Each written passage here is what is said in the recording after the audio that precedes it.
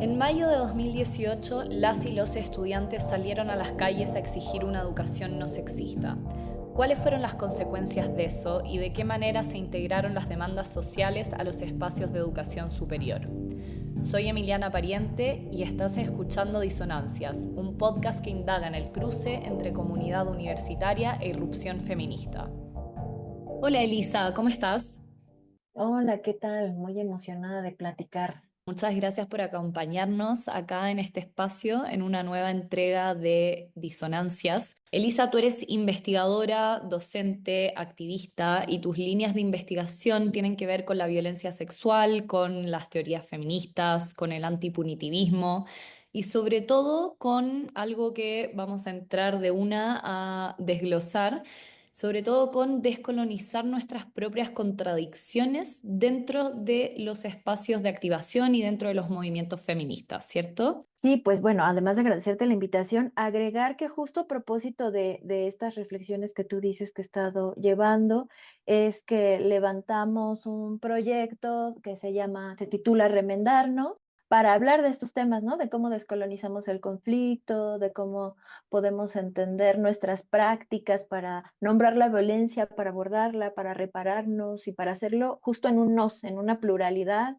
y en comunidad, ¿no? Para dejar de hacer este mecanismo en el cual hemos aceitado muy bien el mecanismo para colectivizar los agravios, pero no hemos aceitado los mecanismos para reparar, ¿no? Ese agravio, para asumir responsabilidades colectivas, ¿no? En ese agravio. Cuando nosotras hablamos por primera vez, que fue una muy linda conversación, nos detuvimos mucho en analizar que básicamente como activistas, como mujeres que se han dedicado a tematizar ciertas cosas, ¿no? A tematizar sobre todo el cómo nos relacionamos en un sistema súper violento, en un sistema súper competitivo, en un sistema donde se valoran ciertas dinámicas y abusos de poder casi. Entonces, hemos hecho un trabajo enorme como activistas justamente para desmantelar la violencia estructural, la violencia sistémica, esa que muchas veces se filtra en lo más profundo y sin darnos cuenta empieza a ocupar como todas las dimensiones de nuestras vidas, ¿no? Pero en hacerlo, en desmantelar esa violencia, muchas veces hemos perdido un poco el horizonte con respecto a cómo reparar esa violencia, cómo reparar ese daño y de qué tipo de justicia queremos para justamente hacerle frente a ese daño, ¿no? Sí, pues mira, justo Adrienne Marie Brown, que es una de las activistas y teóricas que ha trabajado muchos temas sobre antipunitivismo, nos dice, ¿no?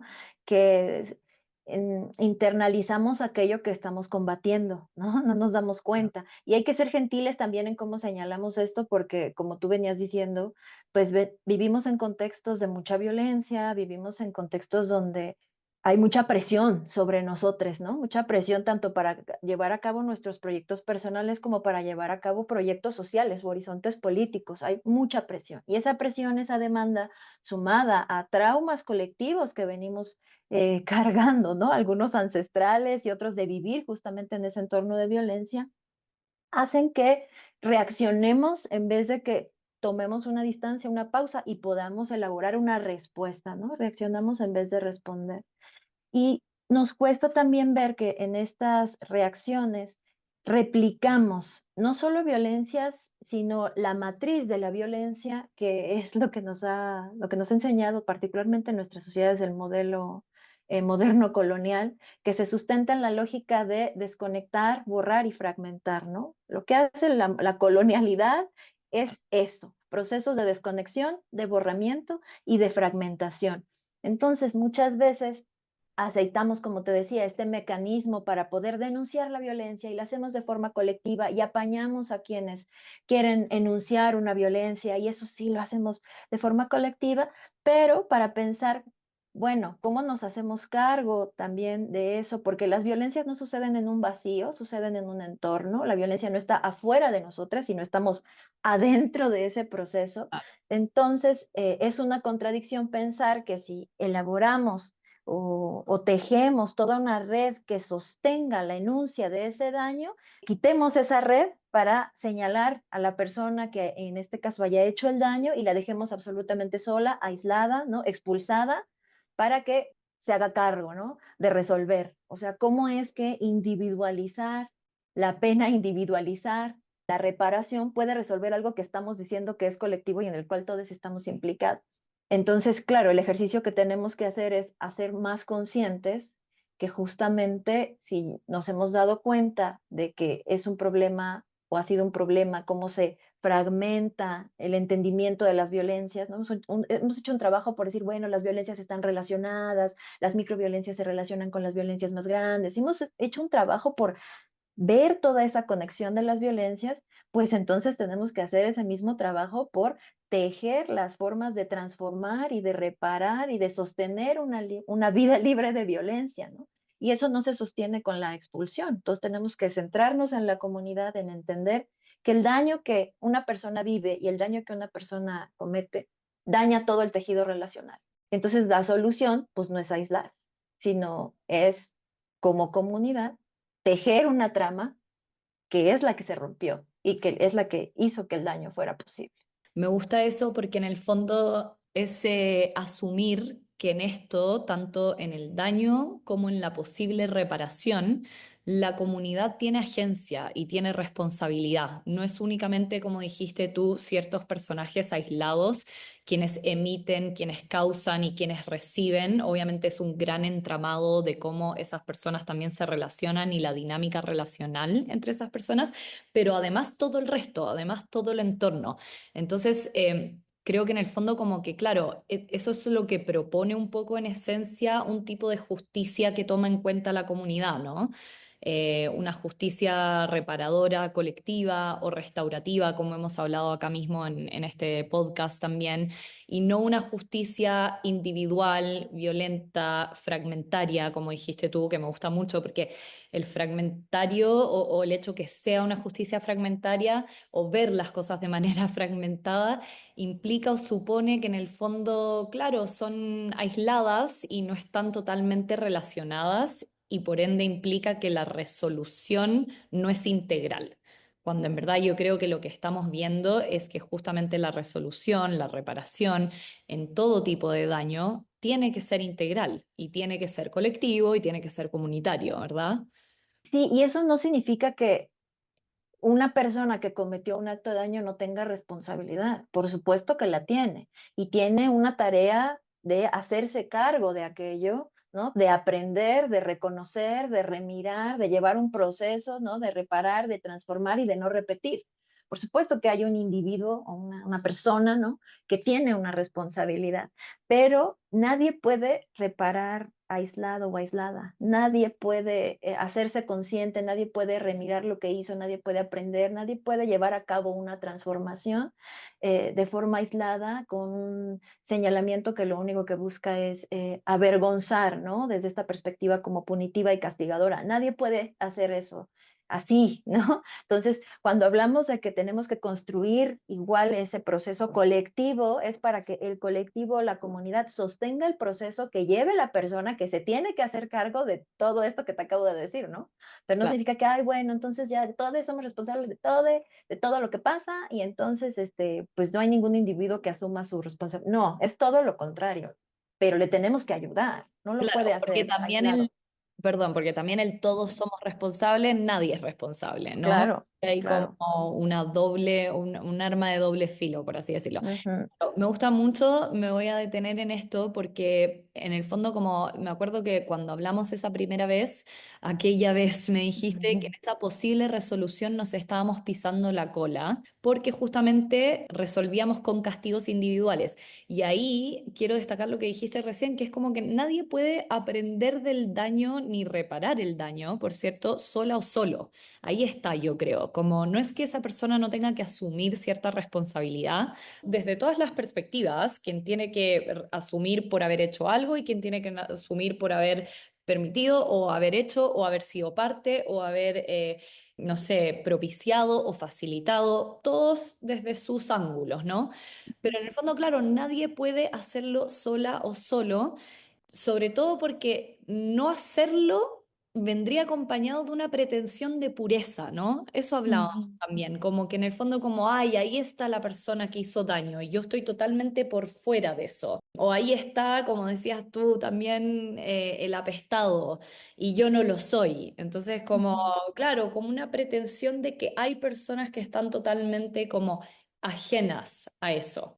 Sí, justo las perspectivas antipunitivas, la justicia transformativa o las perspectivas, incluso hay propuestas de love justice, ¿no? De justicia amorosa o de procesos de no violencia, ¿no? De reparación y no violencia, entienden que lo que queremos cambiar no es solo una situación, lo que queremos cambiar es la forma en que nos vinculamos, ¿no? Porque es a propósito de la forma en que nos vinculamos que suceden muchas cosas. Por lo tanto, si estamos pensando en cómo nos vinculamos todos, se plantea que todos tenemos un rol para que ciertas cosas sucedan. ¿En qué sentido? Se piensa en un triangulito, ¿no? Donde hay una persona que, en toda situación donde haya ocurrido un daño, se piensa en un triangulito. Una persona que recibió el daño, una persona que hizo el daño y una comunidad donde ese daño ocurrió. Todos ahí tenemos una tarea, ¿no? Y tenemos que generar las condiciones para que estas tareas se lleven a cabo. Hablando de daño, ¿cuál sería ese? Que generemos las condiciones para que una persona que ha vivido un daño lo pueda enunciar, ¿no? Lo pueda enunciar sin temor, pueda decirlo y pueda expresar cuáles son sus necesidades para que se le reconozca y se repare. Tenemos que generar también las condiciones para que la persona que ha hecho el daño pueda reconocer ese daño, mirarlo y hacerse cargo.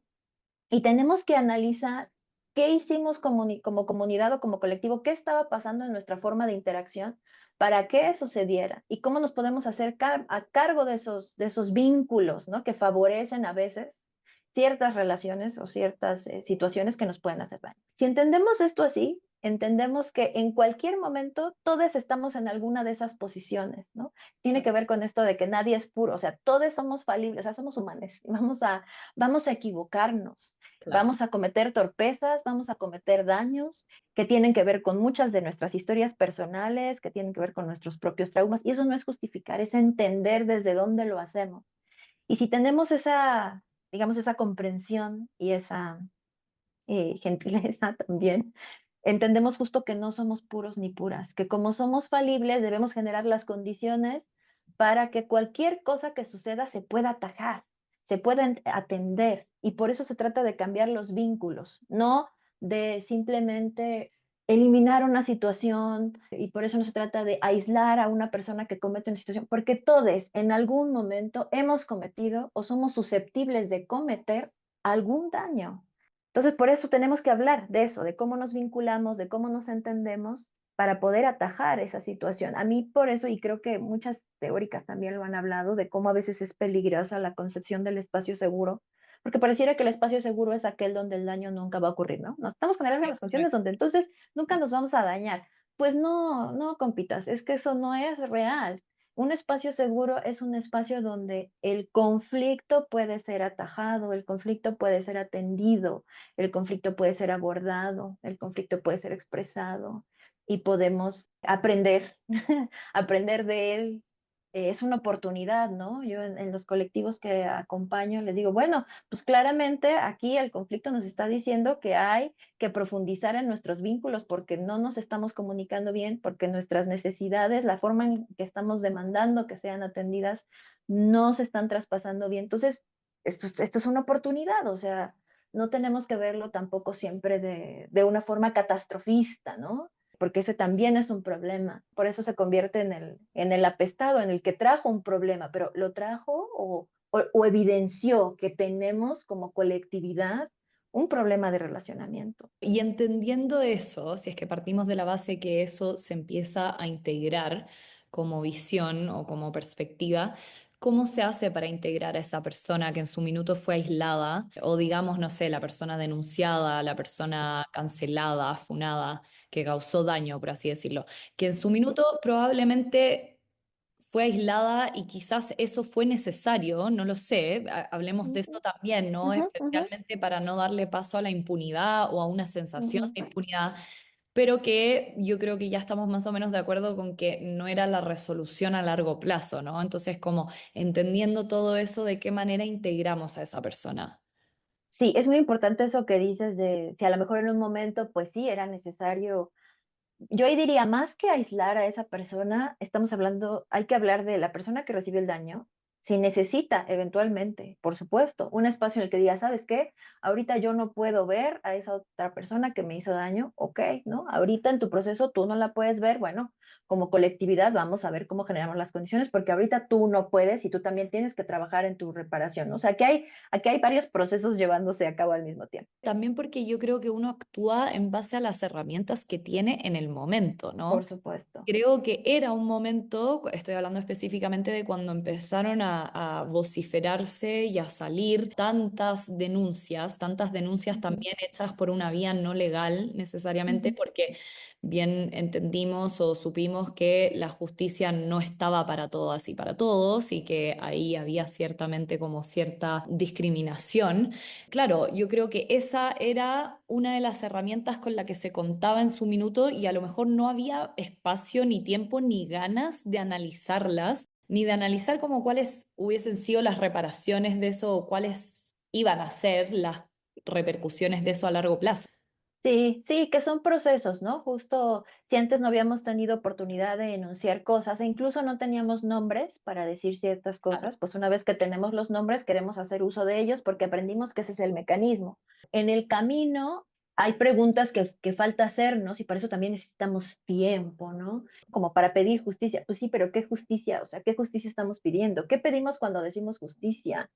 Porque si lo que pedimos es más Estado, más sanción, más, ¿no? O sea, nos podemos meter en un entrampado y nos podemos precisamente pisar la cola, porque Claro. también hay procesos de justicia que construyen también figuras de víctima. Y luego decimos, pues yo no quiero ser o no soy esa víctima. Pues sí, pero los procesos de justicia te demandan también ciertas cosas y ciertas evidencias como víctima. O sea, hay toda una problematización que no hemos hecho o que a veces nos cuesta hacer por el momento en el que estamos. Y por eso también, de nuevo, hay que ser gentiles con cómo hemos reaccionado, porque es lo que podemos hacer, lo que está a nuestro alcance. Ok, entonces, en el entendido de que una persona que ha vivido un daño puede desear no estar cerca de la persona que le ha dañado y eso puede ser comprensible. También es cierto que, como decíamos, la persona que daña necesita vivir un proceso. Y eso cuando lo trabajo con los colectivos, lo primero que quiere hacer la persona que dañó y que ya le dijeron, no, pues es que hiciste daño y que está tratando de hacer un proceso de ser consciente, de entender las violencias, de decir, no, pues sí, me equivoqué, la cagué, perdón, es una disculpa casi inmediata, casi compulsiva, ¿no? No, pues sí, que me disculpe, yo voy y le digo y que me perdone y que no lo vuelva a hacer, ¿no? Y es como, a ver, así como la otra persona, la persona que ha vivido el daño, le llevó un proceso y un tiempo reconocer que vivió un daño, poder enunciar el daño, poder decirlo, poder hablarlo en un Claro. espacio, exactamente, tú también necesitas un tiempo, ¿no? Para efectivamente reconocer qué pasó, porque tú no lo viste como daño, o sea, tú no le viste ni por dónde. Y a lo mejor efectivamente no fue tu intención. Aquí también hay una diversidad de situaciones, ¿no? Sí, No podemos sí. simplificar una entre otra. Y de personalidades de personas, me Es, imagino, que causan sí, daño, algunas con intención, hay algunas sin, algunas sabiendo, no sabiendo, claro. exactamente, y hay una diversidad de cosas que efectivamente hay cosas que son torpezas, hay cosas que son acosos, hay cosas que son violencia, hay cosas que son abuso y hay cosas que son conflicto o sea, también tenemos que hacernos de todo un vocabulario para distinguir, porque creo que nos hemos metido, si me permites hacer el paréntesis, también nos hemos metido en un problema porque nos hicimos de todo un vocabulario para enunciar violencia, pero llega un momento en que totalizamos todos los eventos y todo es violencia y todo es agresión y todo es abuso y no, hay que hacer distinciones. Hay Claro, cosas que son de verdad torpezas, hay cosas que son conflictos, hay cosas que son abusos, hay cosas que son hostigamientos, hay cosas que son violencia, o sea, claro. hagamos esa distinción y tenemos que hacerla todas juntas. Entonces, una persona que cometió un daño, pues tiene que vivir ese proceso acompañada de su colectivo y su comunidad para que le ayude a ver, a comprender y a digerir, ¿no? ¿Qué fue lo que pasó? Si fue una torpeza, un conflicto, y por qué, ¿no? Y por qué fue el daño y desde dónde. Y ya que pues, puede ir entendiendo eso, pues entonces podemos ir pensando y dialogando como colectivo, como comunidad, cuáles son las formas de reparar, ¿no? Y ahí es bien importante porque a lo mejor una persona que vivió un daño dice, pues yo ahorita, como estoy, en el momento en el que estoy, mi reparación, pues es que le den un par de gachetadas a esa persona, ¿no? Y solo así voy a sentir que realmente se me repara. Y el colectivo tendrá que decir, ok, o sea, ¿desde dónde viene tu necesidad? ¿Qué fue, de qué te sientes, digamos, desprovisto, desprovista, que crees que una acción así te va a reparar? Y porque eso pues no se condice con, no sé, el horizonte político del colectivo, o sea, cómo te escuchamos lo que tú necesitas, pero cómo rascamos en esa necesidad, ¿no? Para que efectivamente de forma colectiva y esa persona de forma individual pueda repararte, porque a veces creemos que necesitamos algo que no es de fondo lo que necesitamos para repararnos. Estás escuchando Disonancias, un podcast del proyecto Anillo Disonancias, comunidad, universidad e irrupción feminista. Cuando hablamos de la comunidad y el colectivo, ¿no?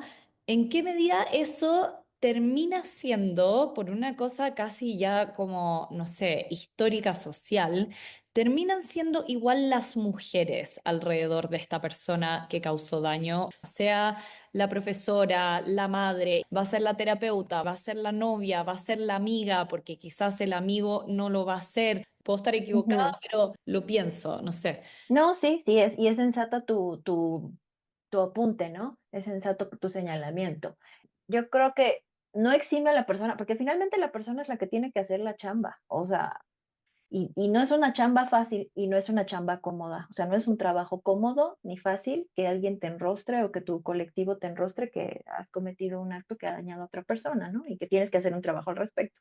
Y esa es tu chamba, o sea, el resto va a estar ahí para acompañar, pero no puede hacer la chamba por ti. O sea, ese trabajo introspectivo y ese trabajo de hacerte cargo es tuyo, ¿no? Ahora, lo que dices de, bueno, pues nos rodeamos también de espacios donde ciertas preocupaciones, incluso preguntas, pues están feminizadas, ¿no? ¿Quiénes son las sujetas que están empujando más ciertas preguntas o ciertos cambios de relacionamiento? Efectivamente pueden ser en muchos casos mujeres, pero por eso la apuesta, o sea, la apuesta de los procesos antipunitivos y de los procesos de no violencia o de love injustice es cambiar justo la forma en que nos hablamos, en que nos vinculamos. Si todos aprendiéramos a hacernos cargo de todo, todo el tiempo, de ser realmente responsables de nuestra interacción y de nuestra palabra, esto traspasaría todo, ¿no? O sea, si yo quedé en algo contigo y no cumplí contigo y yo de veras me aprendo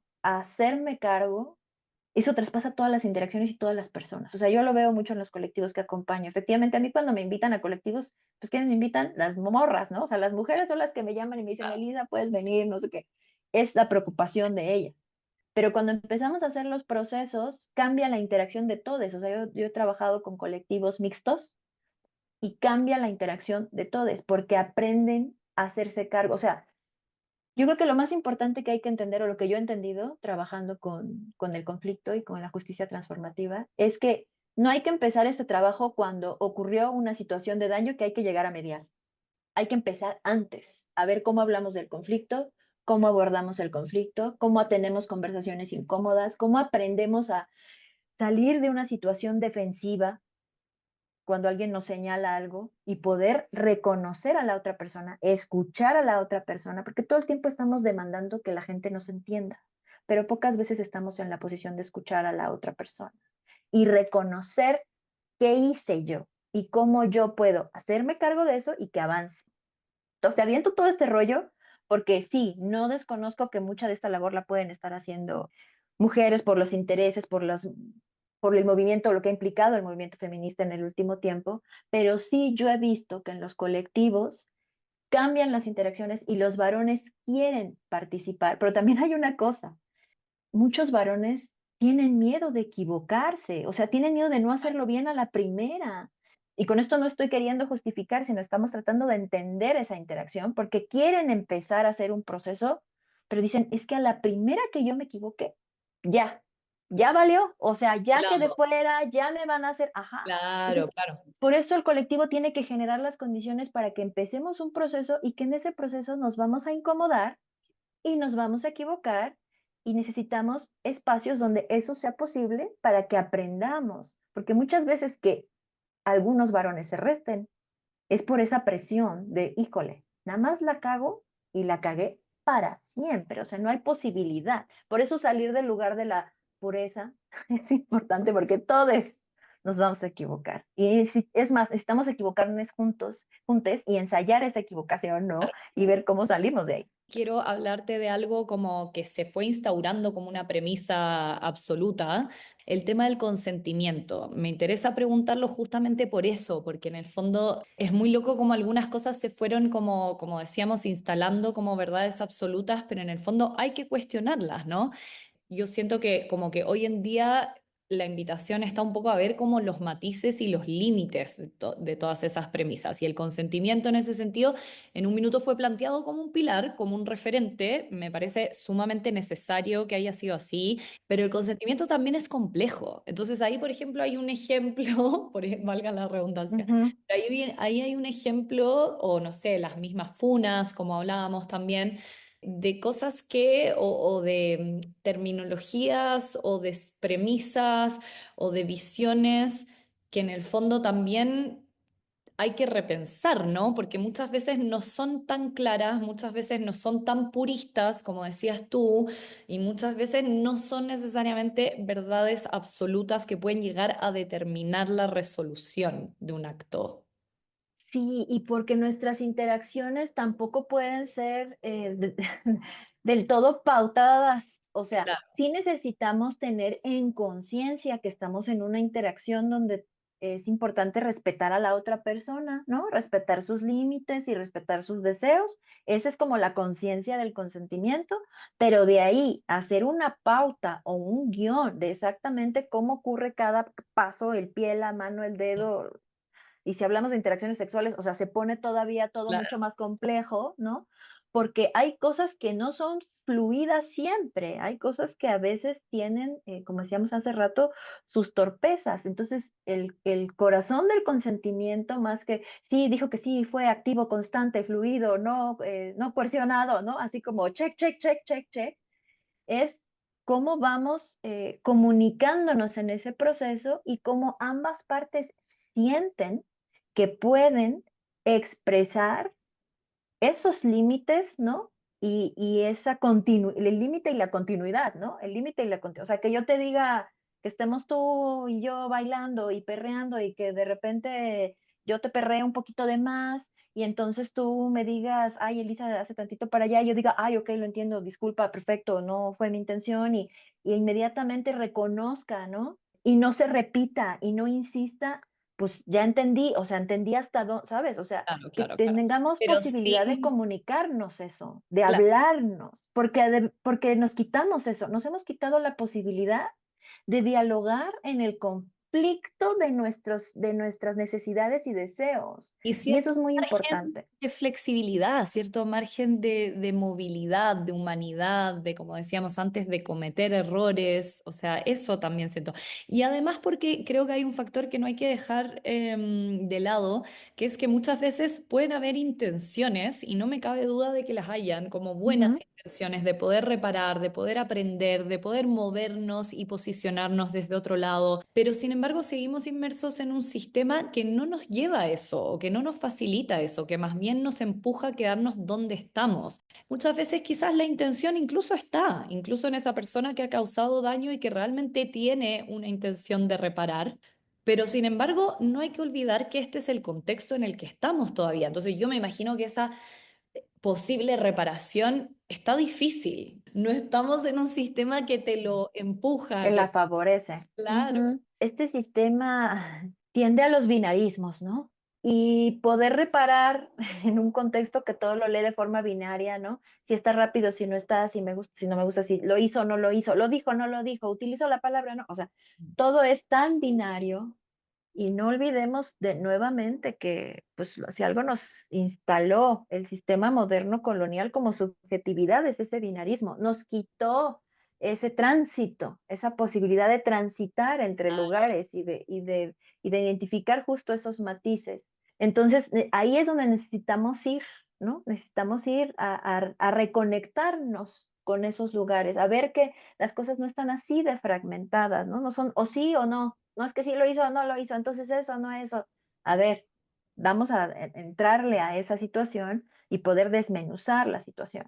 quiero ahora, para más o menos ir cerrando, preguntarte o más bien como hacer una observación que tiene que ver con que en ciertas cosmovisiones indígenas se habla de que el malestar, así como los traumas también, no son individuales, ¿no? Que son heredados, pero también reforzados por el entorno, por la institucionalidad, por las dinámicas sociales, relacionales.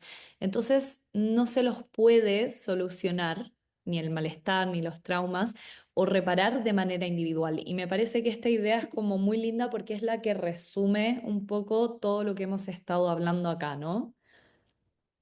Sí, justo en la cosmovisión o cosmogonía de muchos pueblos originarios, lo que reside a la base es la idea de que estamos todos conectados, ¿no? Y cuando decimos todes, es todes, o sea, la tierra, los seres vivientes, nosotros, ¿no? Y en ese sentido de conexión pues hay una, por supuesto, familiaridad y una interdependencia. Todos dependemos de todos, ¿no? O sea, por eso tampoco es raro que sean justo los pueblos originarios quienes defienden el agua, quienes defienden la tierra, porque entienden esa conexión, esa interdependencia.